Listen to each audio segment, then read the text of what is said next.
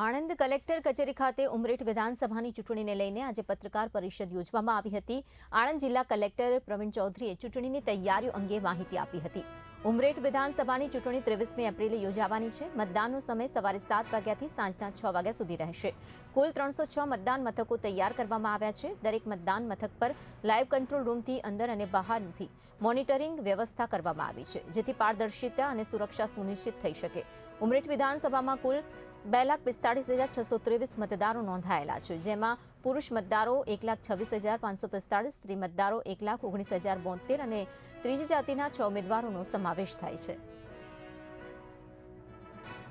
ઉમરેઠ વિધાનસભાની ચૂંટણી 23મી તારીખે છે અને આપણે સૌ જાણીએ છીએ કે ઇલેક્શનની દરમિયાન જ્યારે કોઈ મતાધિકાર નો ઉપયોગ કરવા માટે કોઈ મતદાર પોલિંગ બૂથ ઉપર જાય છે તો એમની આઈડેન્ટિફિકેશન પછી, એમની ઓળખ થયા પછી એમની ડાબા હાથની પહેલી આંગળી એટલે 4 ફિંગર ઉપર અવિલોપ્ય શાહી લગાડવામાં આવે છે અને સ્વાભાવિક છે કે 23મી તારીખે મતદાન થશે અને ઉમરેઠ વિધાનસભાના મતદાન 23મી તારીખે થશે અને 26મી તારીખે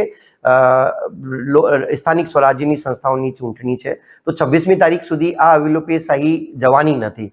તો એના માટે રાજ્ય ચૂંટણી આયોગ તરફથી એક વિશેષ સૂચના આપવામાં આવી છે કે ઉમરેઠ વિધાનસભામાં લાગુ પડતા સ્થાનિક સ્વરાજ્યના જેટલા મતદાર મથકો છે, આ મતદાન મથકો ઉપર ડાબા હાથની મધ્યમ આંગળી, જે વચલી આંગળી છે ડાબા હાથની, આ આંગળી ઉપર અવિલોપ્ય શાહીનો ઉપયોગ કરવામાં આવશે, કેમ કે ફર્સ્ટ 4 ફિંગર ઉપર તો 23મી તારીખે પણ ઇન્ડેલિબલ ઇંક લાગેલી